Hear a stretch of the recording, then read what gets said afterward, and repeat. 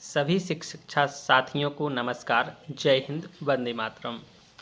तो जैसा कि हमने पिछली 2 वीडियोज़ में आपको प्राथमिक शिक्षक पात्रता परीक्षा का एक मॉक टेस्ट पूरा कराया है 2 वीडियोज़ के माध्यम से। यदि आपने वो वीडियोज़ नहीं देखे हैं तो आप देख लीजिएगा। आज हम इस वीडियो में एक और मॉक टेस्ट प्रैक्टिस के लिए लेकर के आए हैं।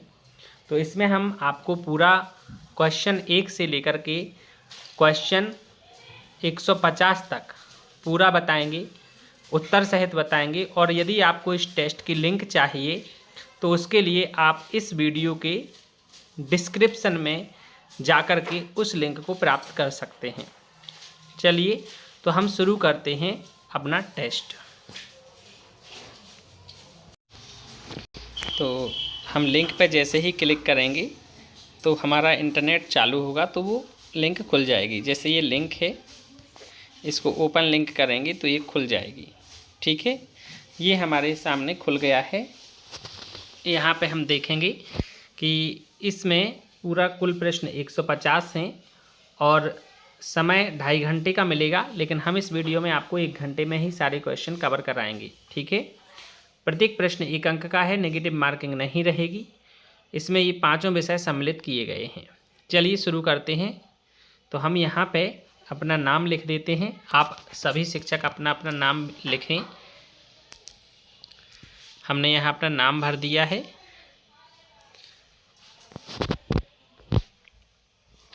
यहाँ हमें मोबाइल नंबर भरना है।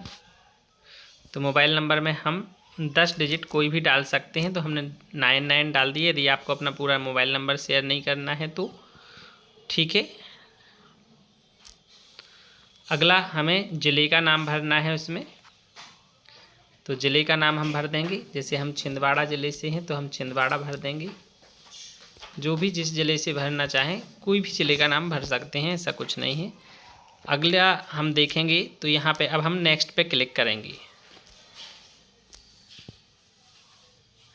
जैसे ही हम नेक्स्ट पे क्लिक करेंगे तो हमारे सामने प्रश्न खुल के आ जाएंगे।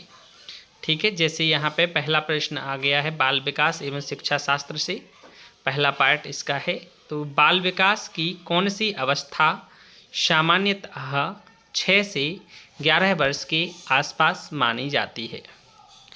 तो आप सभी को पता है कि 6 से 11 वर्ष की जो अवस्था होती है वो बाल्य अवस्था होती है। तो हम बाल्य अवस्था पे टिक कर देंगे ऐसे, और अगले प्रश्न को देखेंगे। यहाँ देखेंगे पियाजे के अनुसार, जीन पियाजे के जो सिद्धांत हैं, संज्ञानात्मक विकास के सिद्धांत दिया है इन्होंने, तो उसको हमें अच्छे से डिटेल में पढ़ लेना है। उस सिद्धांत पे भी हम वीडियो बना देंगे। अभी हम इस प्रश्न को देख लेते हैं। पियाजे के अनुसार 7 से 11 वर्ष की आयु का बच्चा मुख्यतः किस अवस्था में होता है। ठीक है, तो इसमें हमें देखना है वो पूर्व संक्रियात्मक अवस्था में होता है। अगला हम देखेंगे हमारा है वाइगोत्स्की के अनुसार सीखने में निकटस्थ विकास का क्षेत्र संबंधित है। सो माय डियर टीचर, आपको जो बचपन में बाल विकास होता है उसमें सकारात्मक उत्तर देखना पड़ता है। जो ऑप्शन दिए जाते हैं उनमें सबसे अच्छा और सकारात्मक उत्तर कौन सा होता है वो देखना है। केवल वाले उत्तर नहीं होते हैं, जिनमें केवल शब्द का यूज होता है वो उत्तर नहीं होते हैं। तो इसमें जो केवल हैं उनको हम हटा देते हैं। यदि इसमें भी केवल है, इसमें भी केवल है, इसमें भी केवल है, तो हमारे पास जो उत्तर बचता है वो सही हो जाएगा। बच्चे की सहायता से किए जा सकने वाले कार्य। तो अब हम अगला प्रश्न देख लेते हैं। इसके फोल्डिंग का अर्थ है। तो इसकी फोल्डिंग एक महत्वपूर्ण शब्द है बाल विकास और शिक्षा शास्त्र का। इसके फोल्डिंग होता है सीखने में अस्थायी सहारा देना। तो इसका सही उत्तर हो जाएगा सीखने में अस्थायी सहारा देना। ठीक है, जिसको पाड़ भी बोलते हैं। जैसे हम कभी घर बनाते हैं, दीवार बनाते हैं, छाप वगैरह करते हैं तो पाड़ बना देते हैं ना, उस पर कारीगर खड़ा हो जाता है। ऐसे ही बच्चों को एक अस्थायी रूप से सहारा देना स्कैफोल्डिंग कहलाता है। ठीक है, बाल केंद्रित शिक्षा में शिक्षक की प्रमुख भूमिका क्या होती है? तो हमें ये याद रखना है, जो NEP 2020 आई है, नई शिक्षा नीति, राष्ट्रीय शिक्षा नीति, उसमें शिक्षक को सुविधादाता और मार्गदर्शक बताया गया है। तो उत्तर हो जाएगा शिक्षक एक सुविधादाता है और मार्गदर्शक है। ठीक है, आगे हम देखेंगे समावेशी शिक्षा का मुख्य उद्देश्य है। तो समावेशी शिक्षा का मुख्य उद्देश्य है सभी बच्चों को साथ सीखने के अवसर देना। ठीक है, समावेश करना सभी को। रचनात्मकता का प्रमुख संकेतक कौन सा है? तो रचनात्मकता तभी आएगी जब नए और अनेक विचार उत्पन्न होंगे। तो उत्तर हो जाएगा। आगे हम देखेंगे आंतरिक अभिप्रेरणा का उदाहरण। तो आंतरिक अभिप्रेरणा का उदाहरण पुरस्कार पाने के लिए पढ़ना, ये गलत हो जाएगा। दंड से बचने के लिए पढ़ना या विषय में रुचि के कारण पढ़ना, तो ये सी उत्तर हो जाएगा, विषय में रुचि के कारण पढ़ना। ठीक है, आंतरिक अभिप्रेरणा होती है जिसमें बच्चे के आंतरिक मन से प्रेरणा आती है। ठीक है, तो ये हो जाएगा विषय में रुचि के कारण पढ़ना। अगला है 9वां, नैदानिक मूल्यांकन, डायग्नोस्टिक असेसमेंट का प्रमुख उद्देश्य क्या है? तो इसका प्रमुख उद्देश्य है सीखने की कठिनाइयों की पहचान करना। इस टेस्ट की आप यदि लिंक चाहते हैं तो आप कमेंट में लिंक लिख दीजिए, या फिर हम इसी वीडियो के डिस्क्रिप्शन में लिंक डाल दे रहे हैं, तो आप वहाँ से निकाल लीजिएगा। वीडियो जहाँ चल रही है उसी में नीचे देखेंगे आप, तो लाइक, व्यू, ये सब लिखा रहेगा, और उसी के बगल में MORE मोर लिखा रहता है। मोर पे आप क्लिक करेंगे तो कुछ लिंक खुल जाएंगी, और उसमें आपको एक लिंक मिल जाएगी। सी मोर पे क्लिक करेंगे तो आपको ये गूगल फॉर्म की लिंक मिल जाएगी। तो इसका उत्तर ए हो जाएगा, पहला वाला, सीखने की प्रक्रिया के दौरान। अगला हम देखेंगे सतत एवं व्यापक मूल्यांकन का जोर किस पर है? तो केवल वाले उत्तर हमें करना नहीं है, हमने पहले ही आपको बता दिया है। अगला हम देखेंगे बच्चे की गलतियों को शिक्षक को किस रूप में देखना चाहिए? तो बच्चे जो गलतियां करते हैं वो उनकी सीखने की प्रक्रिया का ही भाग होता है, तो सीखने की प्रक्रिया के संकेत के रूप में इसका उत्तर हो जाएगा। अगला प्रश्न है बुद्धि के बहुबुद्धि सिद्धांत का प्रतिपादन किसने किया? तो बुद्धि का जो बहुबुद्धि का सिद्धांत है उसके प्रतिपादक कौन से शिक्षा शास्त्री हैं, इसका आपको उत्तर जानना है। तो इसका सही उत्तर हो जाएगा हार्वर्ड गार्डनर। इन्होंने बुद्धि के बहुबुद्धि सिद्धांत का प्रतिपादन किया है। तो हमें थोड़ा सा बचपन एवं बाल विकास जो है उसको पढ़ना होगा। जो सिद्धांत हैं प्रमुख, उन सिद्धांतों के प्रतिपादकों के नाम हमें याद करने होंगे। आगे हम देखें कोहलबर्ग का सिद्धांत मुख्यतः किस विकास से संबंधित है? तो इनका है नैतिक विकास से। ठीक है, इन्होंने नैतिक विकास और सामाजिक विकास पर बल दिया है। आगे देखें बंडूरा का सामाजिक अधिगम सिद्धांत किस बात पर विशेष बल देता है? तो देखो इसमें केवल वाले 3 ऑप्शन हैं, इनको हम एलिमिनेट कर देंगे, मतलब हटा देंगे, तो हमारे पास बचा ऑप्शन है अवलोकन और अनुकरण, यही सही उत्तर हो जाएगा। आगे हम देखें पुनर्बलन, रीइंफोर्समेंट। पुनर्बलन का उपयोग किस लिए किया जाता है?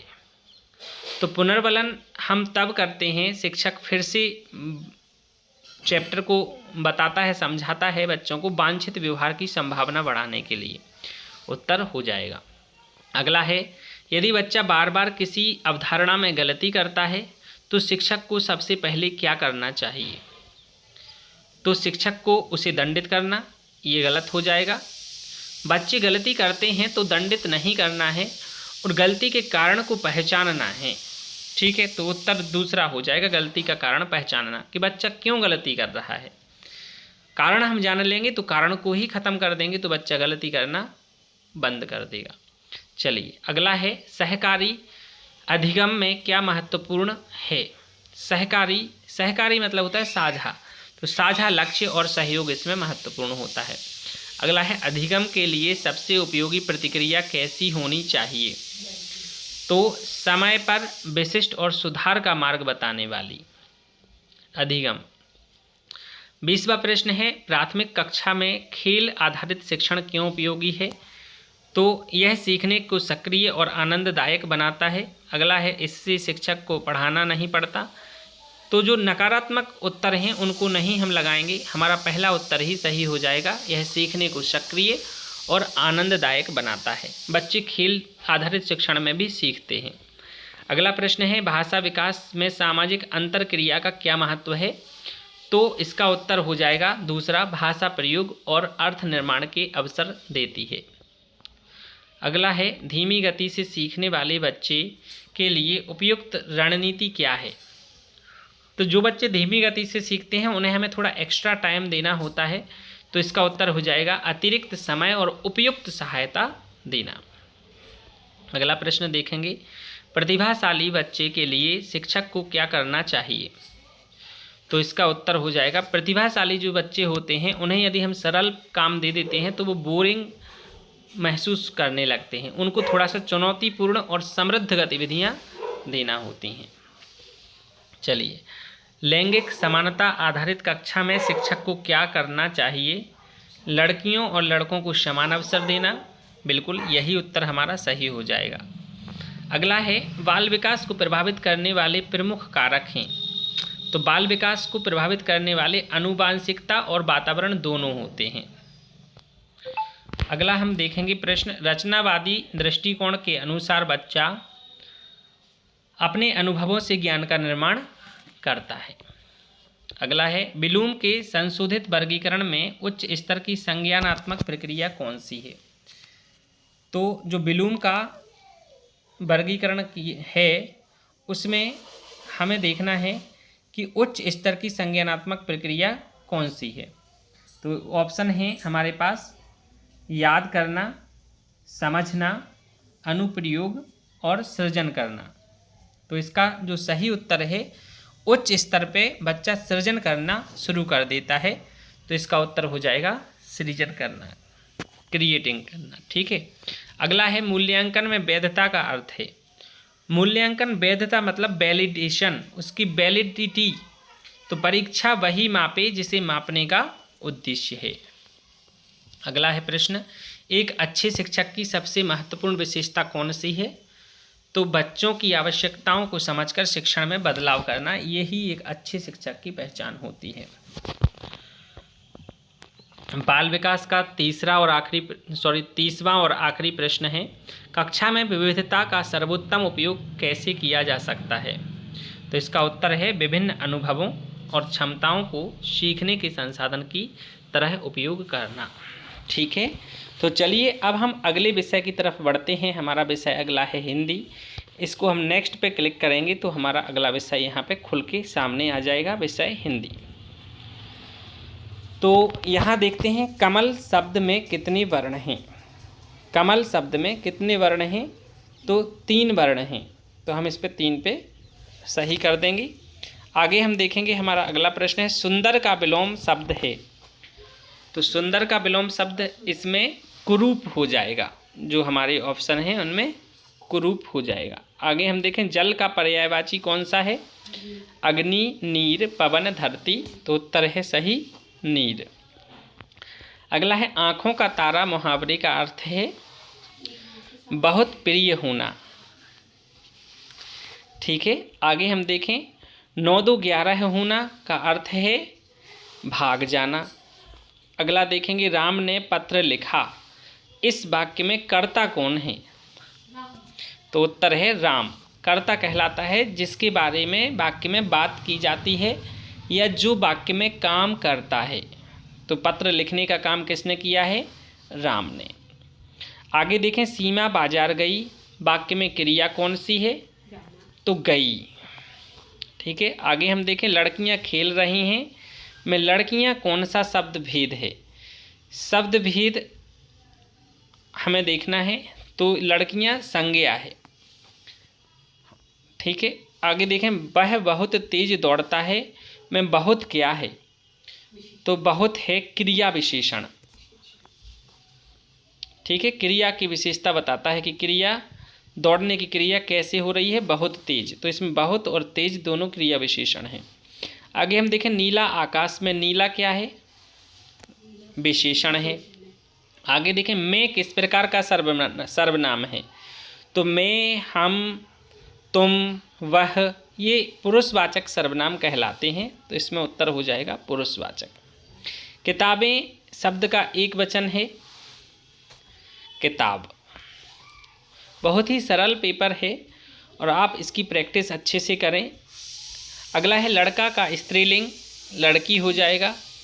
आगे हम देखें, राम और श्याम आए, यह किस प्रकार का वाक्य है? राम और श्याम आए, तो ये किस प्रकार का वाक्य हो जाएगा? यहाँ ऑप्शन दिए हैं हमारे सामने, सरल वाक्य, संयुक्त वाक्य, मिश्र वाक्य और विस्मयादि बोधक। तो इसका जो सही उत्तर है वो हो जाएगा कि यह एक सरल वाक्य है। ठीक है, आगे हम देखें, यदि वर्षा होगी तो हम नहीं जाएंगे।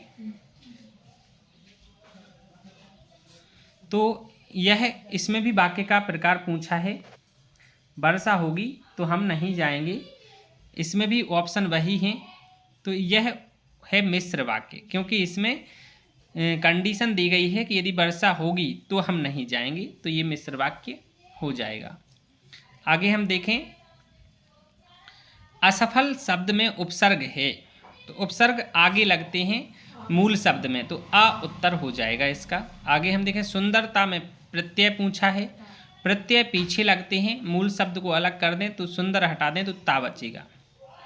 विद्यालय का सही संधि विच्छेद विद्याधन आलय हो जाएगा।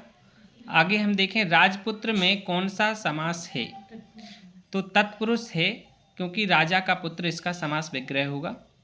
आगे हम देखें, जो मेहनत करता है वही सफल होता है, में जो क्या है? ठीक है, तो जो संबंधवाचक सर्वनाम, निजवाचक सर्वनाम ऑप्शन दिए हैं, प्रश्नवाचक सर्वनाम और अनिश्चयवाचक सर्वनाम। तो इसका जो सही उत्तर हो जाएगा वो हो जाएगा संबंधवाचक सर्वनाम, क्योंकि इसमें संबंध बताया कि जो मेहनत करता है वही सफल होता है। ठीक है, आगे हम देखें, हमारा प्रश्न है, प्राथमिक स्तर पर भाषा सीखने का सबसे प्रभावी तरीका कौन सा है? तो सार्थक संदर्भों में सुनना, बोलना, पढ़ना और लिखना, यही है।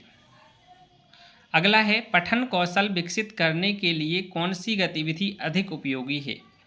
तो पठन कौशल विकसित करना है तो पाठ पर प्रश्न और अनुमान और साथ में चर्चा कराना चाहिए, तो यही उत्तर हो जाएगा। अगला है, भाषा शिक्षण में कहानी का प्रमुख लाभ क्या है? तो उत्तर में जो केवल वाले हैं उनको हटा देंगे तो हमारे पास बचा ऑप्शन है भाषा, कल्पना और समझ का विकास। अगला प्रश्न है, बच्चे की भाषा संबंधी त्रुटियों पर शिक्षक को क्या करना चाहिए? तो त्रुटि जब बच्चा करता है, त्रुटि का विश्लेषण करके उचित अवसर और प्रतिक्रिया देनी होती है, तो यही उत्तर हमारा हो जाएगा। बच्चे को हर गलती पर दंड नहीं देना है, उसकी गलती को समझना है और उसको एनालिसिस करना है, उसका विश्लेषण करना है। अगला प्रश्न है, श्रवण कौशल के आकलन के लिए कौन सी गतिविधि उपयुक्त है? तो श्रवण कौशल मतलब लिसनिंग स्किल हमें जांचना है, तो हम कहानी या कोई निर्देश सुनाकर उससे संबंधित प्रश्न पूछते हैं, तो ये भी दूसरा वाला उत्तर हो जाएगा। अगला है, बहुभाषी कक्षा में शिक्षक को क्या करना चाहिए? तो बहुभाषी में बच्चे की मातृभाषा को पूरी तरह रोकना, यह गलत हो जाएगा। भाषाई विविधता को संसाधन की तरह उपयोग करना, यही उत्तर हो जाएगा। ठीक है, हमें हर भाषा को सम्मान देना है, हर बोली को सम्मान देना है। अगला प्रश्न है, धीरे धीरे किस प्रकार का शब्द है? तो धीरे धीरे द्विरुक्त शब्द है, इसमें 2 बार प्रयोग हुआ है तो द्विरुक्त हो जाएगा। अगला है, अग्नि का तद्भव रूप क्या है? तो आग इसका तद्भव हो जाएगा। भाषा शिक्षण में सतत मूल्यांकन का उद्देश्य क्या है? सतत मतलब होता है लगातार।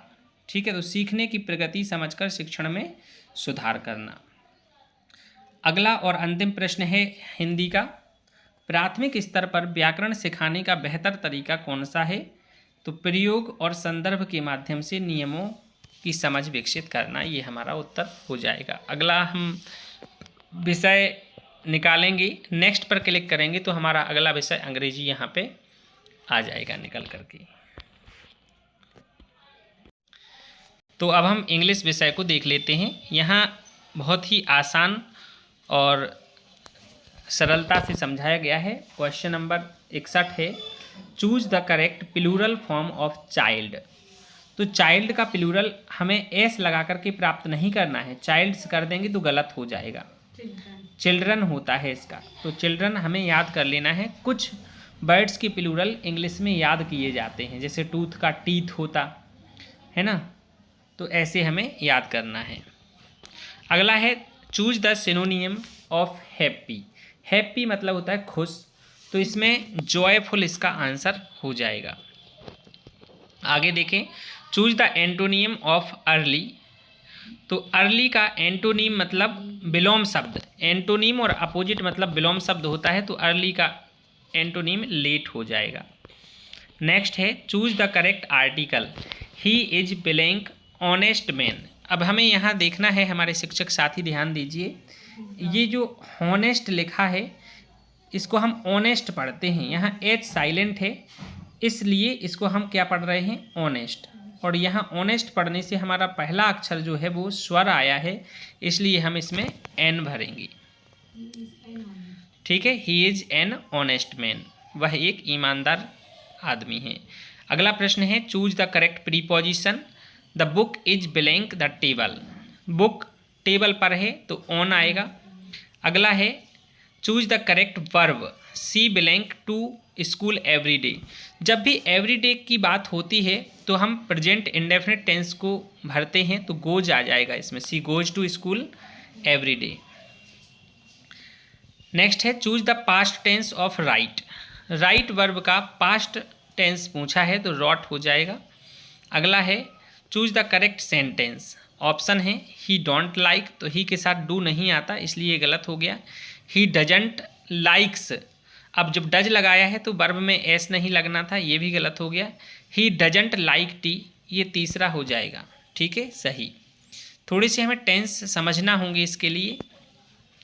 अगला प्रश्न है what is the plural of mouse.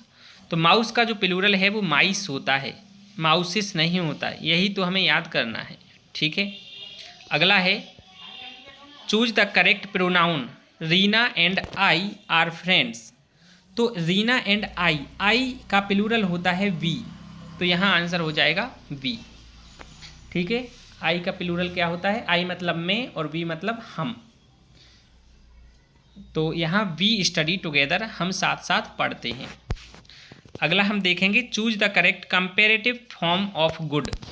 Comparative मतलब यहाँ डिग्री हमें याद रखना है, डिग्री 3 होती हैं इंग्लिश में, पॉजिटिव, कंपेरेटिव और सुपरलेटिव। तो गुड की जो सुपरलेटिव डिग्री होती है वो बेस्ट होती है और कंपेरेटिव होती है बेटर, तो बेटर पे हम सही आंसर लगा देंगे। आगे हम देखें चूज द करेक्ट स्पेलिंग।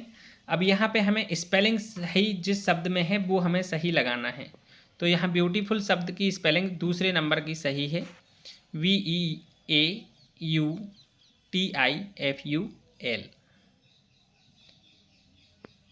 ठीक है, आगे हम देखें 73 नंबर का क्वेश्चन है in the sentence the boy runs quickly. The word quickly is.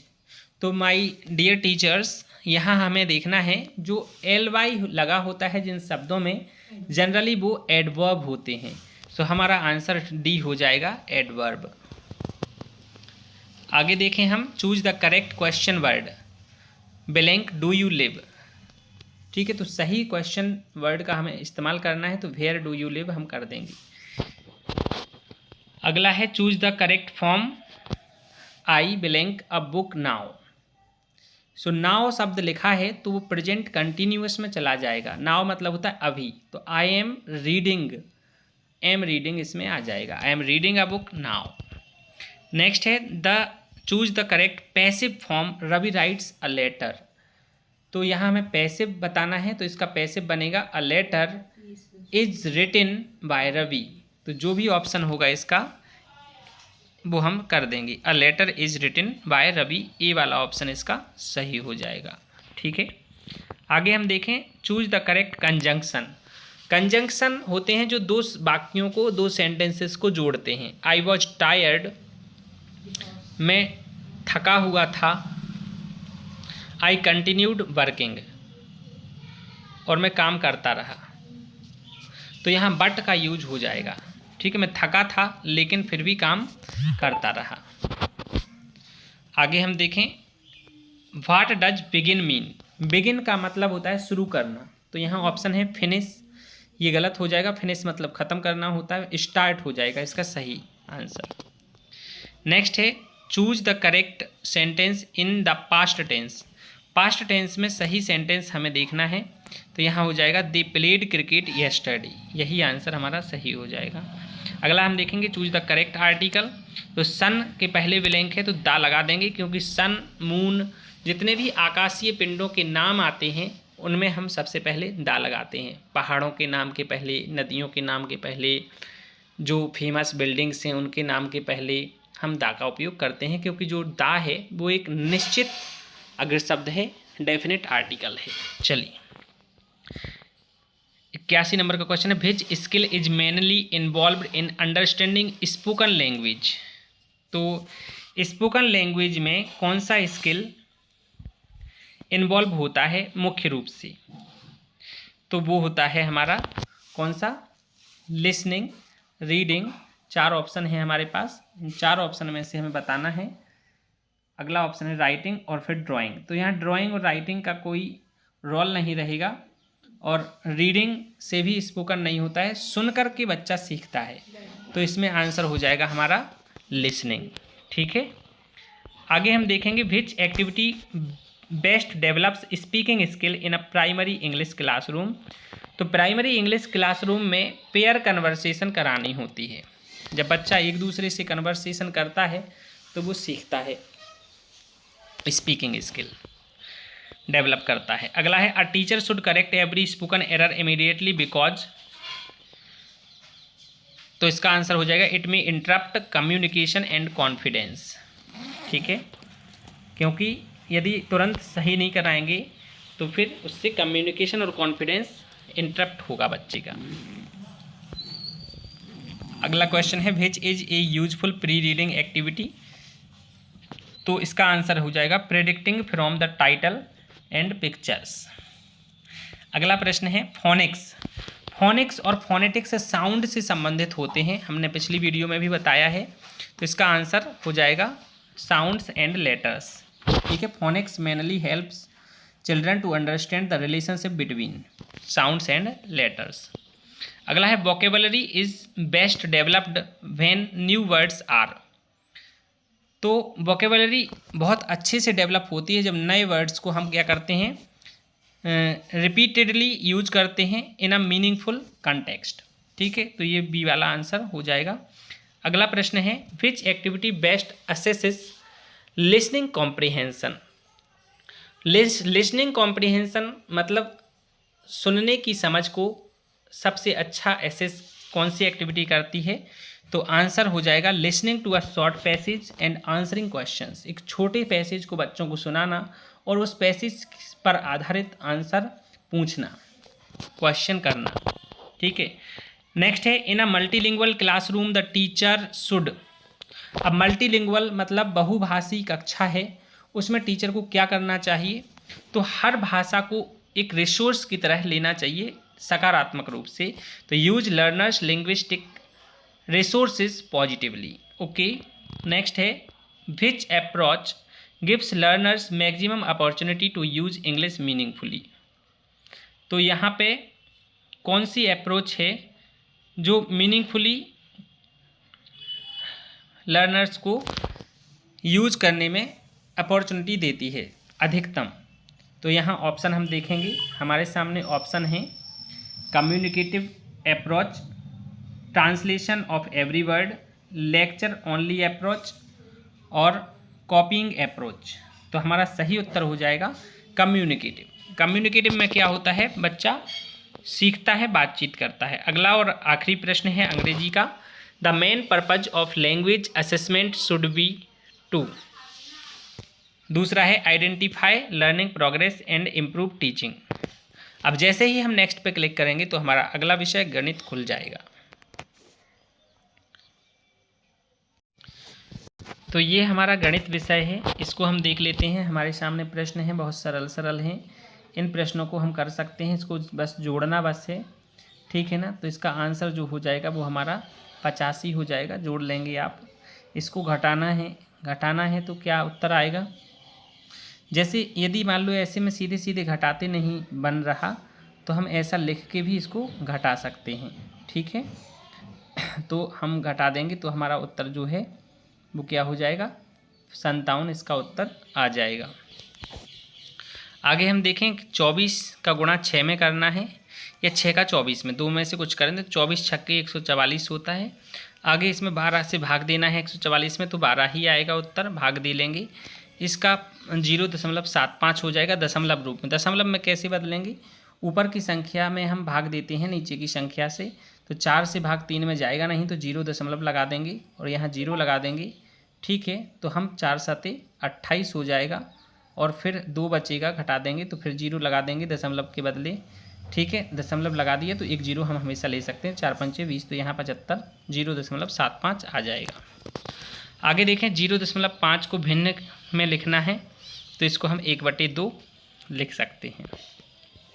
अगला प्रश्न है 2/3 और 1/3 को जोड़ना है, तो ये 3/3 आ जाएगा, तो इसका उत्तर 1 हो जाएगा। अगला है 5/6 में से 1/6 घटाना है तो 4/6 आ जाएगा, और 4/6 को 2/3 काट के लिख सकते हैं। जैसे हमने 5/6 में से 1/6 घटाया तो 4/6 आया, और इसको 2 से काट दिया, 2 दूनी 4 और 2 तिया 6, तो 2/3 इसका उत्तर हो जाएगा। 4/6 भी ऑप्शन में है, लेकिन हमें उसका सही रूप लिखना पड़ता है, ठीक है, काट के। 36 का 25% पूछा है तो 9 हो जाएगा। 5% कैसे निकालते हैं ये हमने आपको बताया था पिछली वीडियो में। 36 गुणा 25 कर देंगे और बटे में 100 कर देंगे, ठीक है। तो 25 चौके 100 हो जाएगा और 4 नम 36 हो जाएगा, तो 9 आंसर आ जाएगा। अगला, यदि एक पेंसिल की कीमत 8 रुपये है यहाँ और 7 पेंसिल की पूछी है तो 8 7 56 हो जाएगा। अगला है एक वर्ग की भुजा 6 सेंटीमीटर, उसका परिमाप पूछा है, तो वर्ग का परिमाप होता है 4 गुणा भुजा, तो 6 चौके 24 सेंटीमीटर हो जाएगा। आयत की लंबाई और चौड़ाई दी गई है, क्षेत्रफल पूछा है तो गुणा कर देंगे, 40 वर्ग सेंटीमीटर उत्तर हो जाएगा। त्रिभुज के कोणों का योग 180 डिग्री होता है। समकोण का माप होता है 90 अंश, और यहाँ 1 किलोमीटर में कितने मीटर होते हैं, 1000 होते हैं। अगला प्रश्न है 2.5 किलोग्राम में कितने ग्राम होते हैं, तो 2500 ग्राम होते हैं, ठीक है। अगला है 3 घंटे 20 मिनट में कुल कितने मिनट होते हैं, तो 200 मिनट होंगे। 3 घंटे में 180 और 20 मिनट और, ठीक है। अगला है यदि घड़ी में 3:30 बजे हैं तो मिनट की सुई किस अंक पर होगी, तो मिनट की सुई 6 पर होगी, ठीक है, मिनट की पूछिए। अगला देखें 12 18 24 30 36 हो जाएगा, क्योंकि ये 6 का अंतर बढ़ता जा रहा है इसमें। अगला है एक संख्या का दोगुना 46 है तो संख्या 23 होगी, क्योंकि 23 दूनी 46। 6 और 8 का यहाँ एलसीएम पूछा है, एलसीएम मतलब लघुत्तम समापवर्तीय, तो यहाँ पे पूछ लिया है, तो 6 और 8 का क्या होगा, 24 होगा, ठीक है। आगे देखेंगे हम एचसीएफ पूछा है तो यहाँ पे 6 हो जाएगा। अगला है 500 रुपये में से 275 खर्च कर दिए हैं तो कितने बचेंगे, तो 225 रुपये बचेंगे, घटाना है, ठीक है। एक कक्षा में 24 विद्यार्थी हैं, 4 समान समूह में बांट रहे हैं उनको, तो 6 समूह बन जाएंगे, 4 छक्के 24।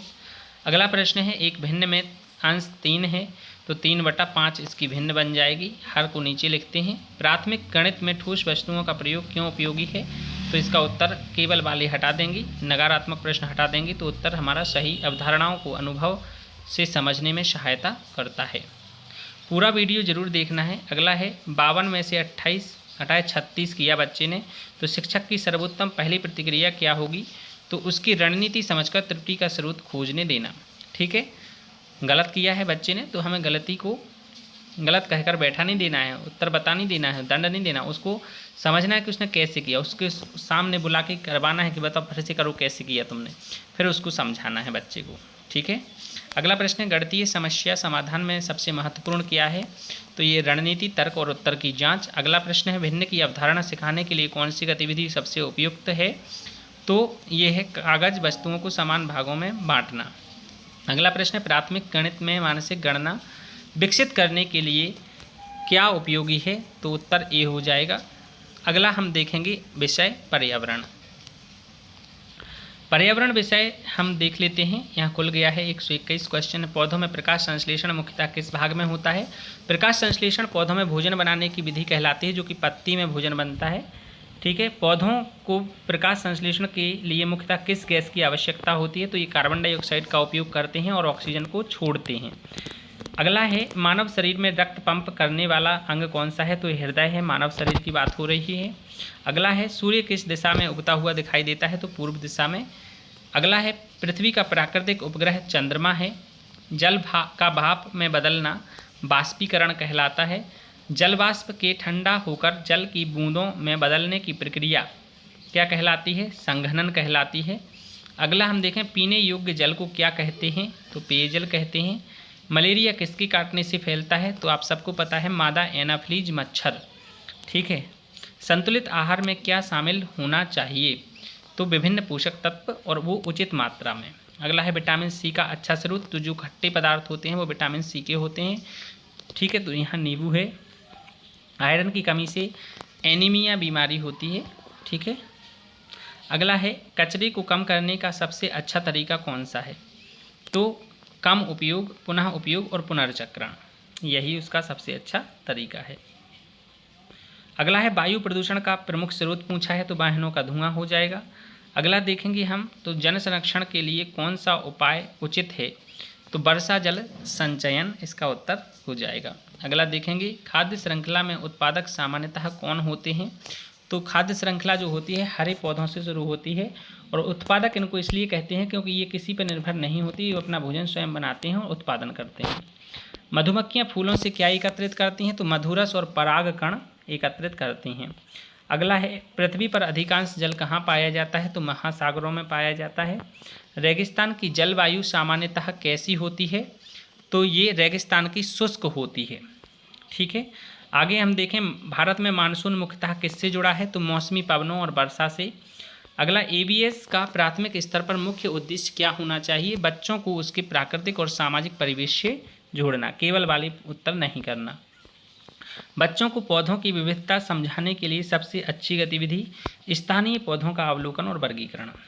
ईवीएस शिक्षण में स्थानीय परिवेश का उपयोग क्यों महत्वपूर्ण है? बच्चों के अनुभवों से सीखने को जोड़ता है। आगे देखें मानचित्र पढ़ने की शुरुआत में बच्चों को क्या सिखाना उपयोगी है? तो शुरुआत में दिशाएं, प्रतीक और सरल स्थान संबंध। यदि बच्चा कहता है कि सूर्य पृथ्वी के चारों ओर घूमता है तो शिक्षक को क्या करना चाहिए? तो उसकी धारणा जानकर गतिविधि मॉडल से वैज्ञानिक समझ विकसित करना चाहिए।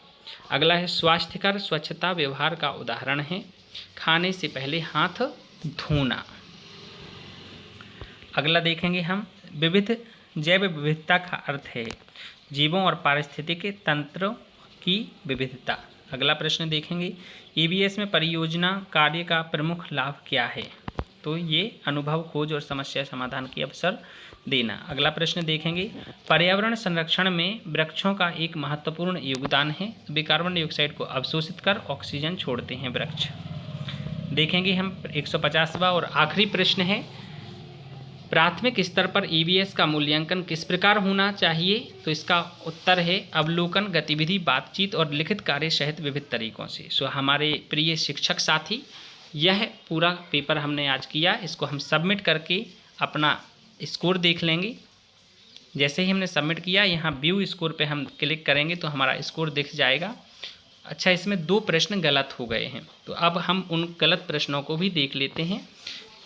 ठीक है, यहाँ देखते हैं हम, एक लिखा है पियाजे के अनुसार, तो इसका जो सही उत्तर है वो मूर्त संक्रियात्मक अवस्था है। ठीक है, और एक प्रश्न हिंदी का देख लेते हैं।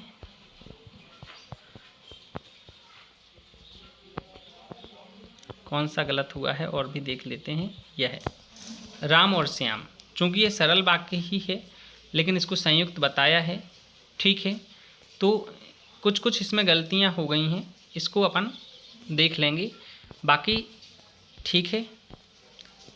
148 इसमें हम सही गलत क्वेश्चन को भी देख सकते हैं ऐसे निकाल के, कौन सा सही कौन सा गलत हुआ। चलिए, तो अब हम इजाज़त चाहेंगे और मिलते हैं अगले मॉक टेस्ट के साथ अगली वीडियो में। तब तक के लिए जय हिंद, वंदे मातरम।